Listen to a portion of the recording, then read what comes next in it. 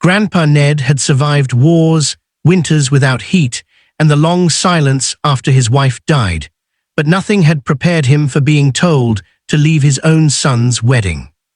It happened 10 minutes before the ceremony. He stood near the back of the vineyard hall, fingers curled around a worn cane, watching guests drift past in linen suits and summer dresses. The air smelled like lavender and expensive wine. Grandpa Ned had paid for that smell, every chair, every glass, every string of lights hanging like borrowed stars above the aisle. Then the bride appeared. Leela was beautiful, Ned could admit that.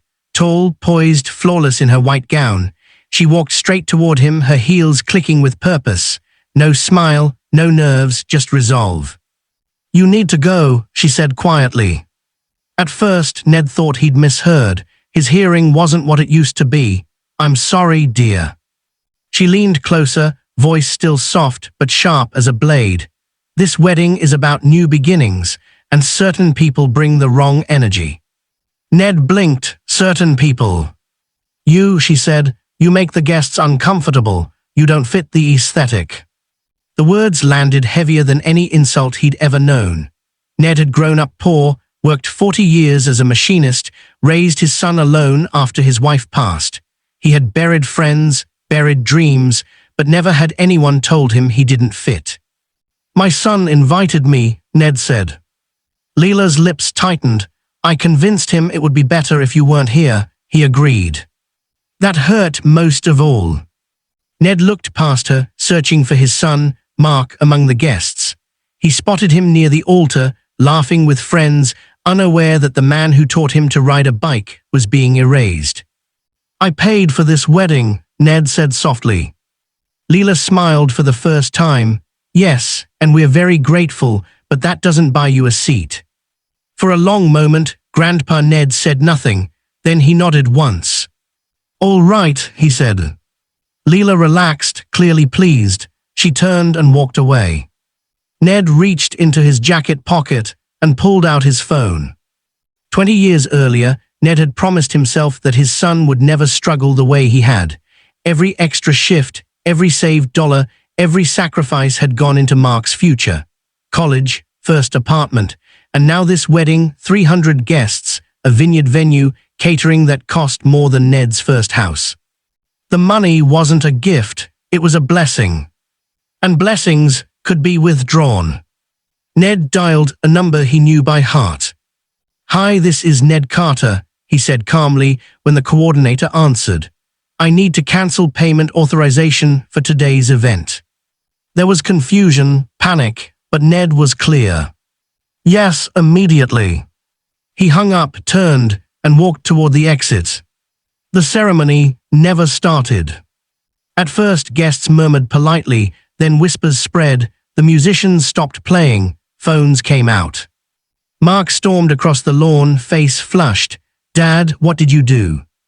Ned straightened, leaning on his cane. "Your bride asked me to leave."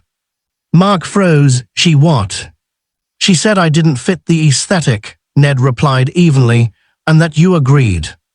Leela rushed over, eyes wide. "Mark, don't listen, he's being dramatic." Ned looked at her. "You told me I didn't belong, so I made sure I didn't." Mark turned to Leila. "You said he didn't want to come." Silence.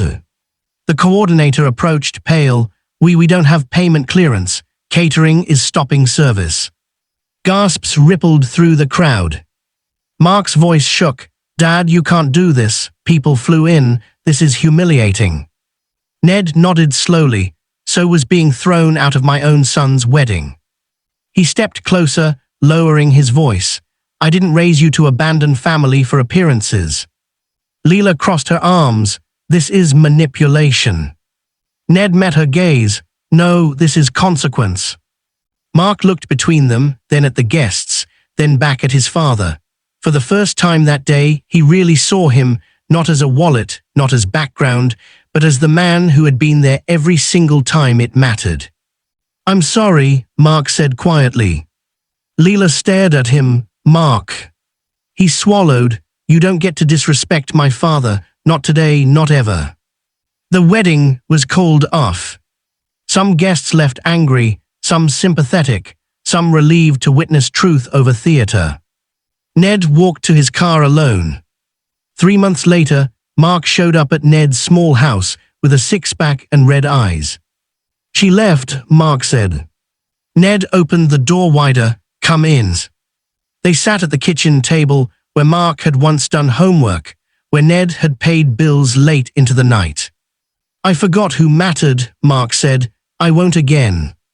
Ned placed a weathered hand over his son. "Life's too short to impress people who don't love you." Mark nodded. They sat in silence, comfortable and earned. Grandpa Ned never did fund another wedding. But he gained something far better: respect.